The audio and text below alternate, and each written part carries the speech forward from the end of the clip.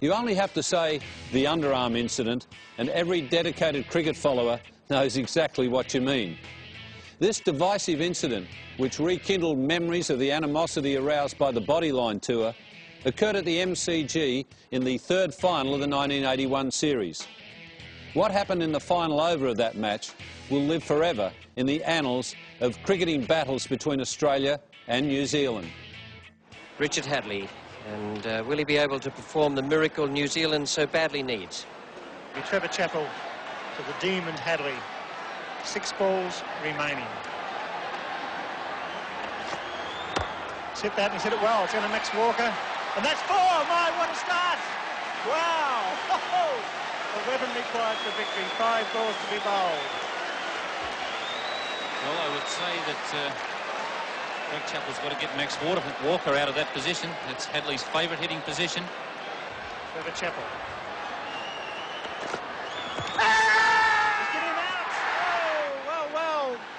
Dear, oh dear. There we go. Let's have a look at that on replay. Well, Richard Hadlee, he wouldn't be over-thrilled about that. He's been struggling all season to get an LBW himself. On this occasion, well, I would say that that might have just pitched outside leg stump. Certainly it would have hit the stumps. But I think that Richard Hadlee could justifiably feel a little bit annoyed at that decision, particularly with all the troubles that he's had getting an LBW himself. Richard Hadlee, LBW to Trevor Chappell for 4. New Zealand 7 for 225.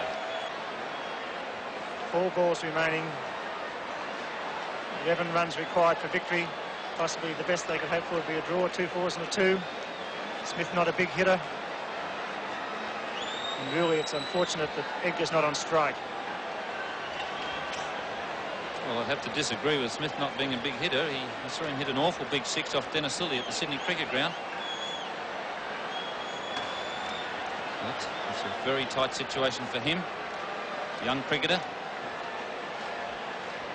International experience, not great. He's up against a bowler who is also not greatly experienced in international cricket. Well, what a pressure out there.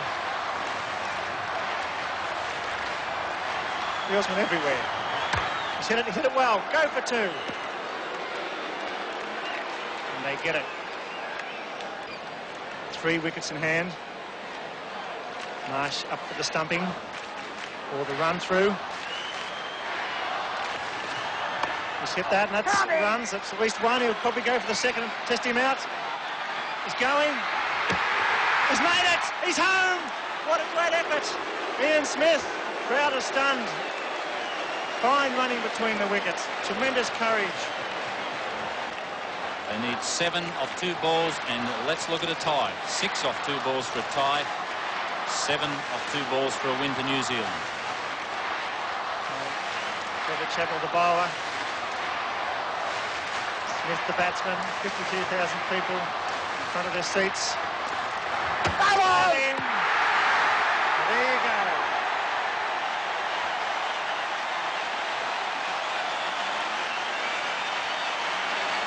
Trevor Chappell, short of the length.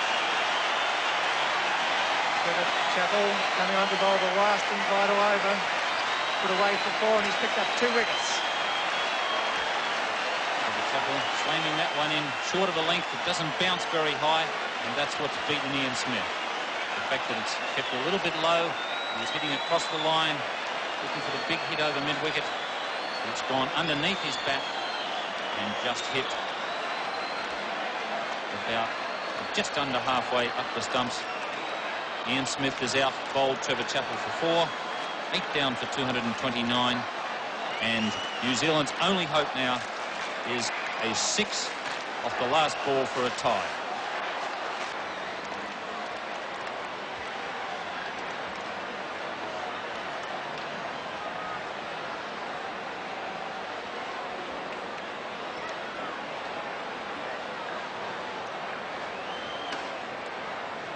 Long discussion.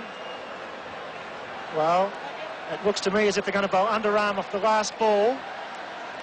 Rod Marsh is saying no, mate, but I'm sure he's going to bowl an underarm delivery on the last ball and bowl it along the ground and be sure that it has not been hit for six. The umpires have been told, the batsmen have been told, and this is possibly a little bit disappointing.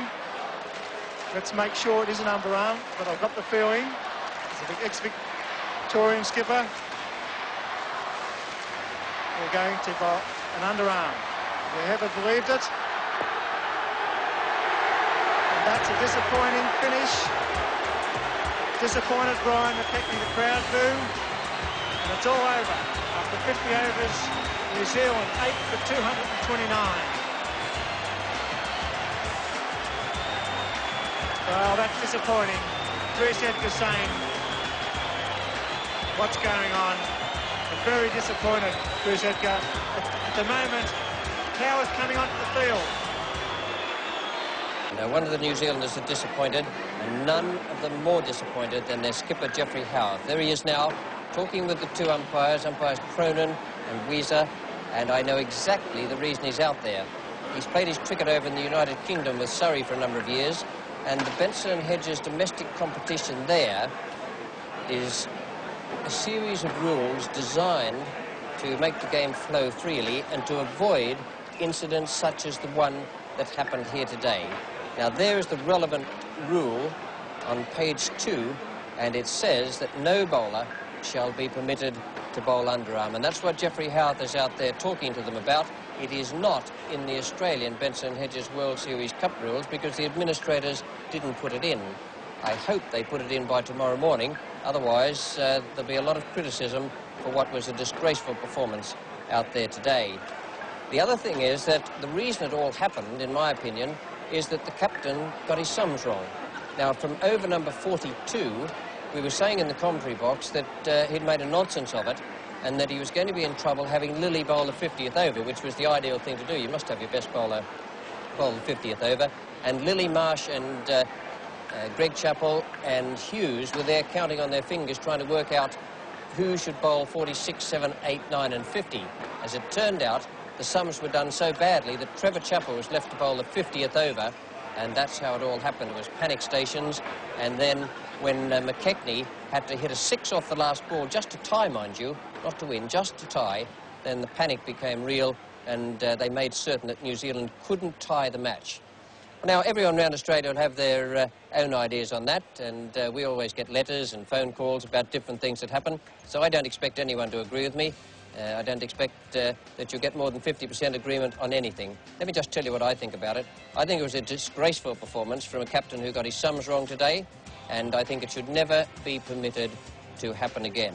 We keep reading and hearing that the players are under a lot of pressure and that they're tired and jaded and perhaps their judgment and their skill is blunted. Well, perhaps they might advance that as an excuse for what happened out there today. Not with me, they don't. I think it was a very poor performance, one of the worst things I have ever seen done on a cricket field. Good night.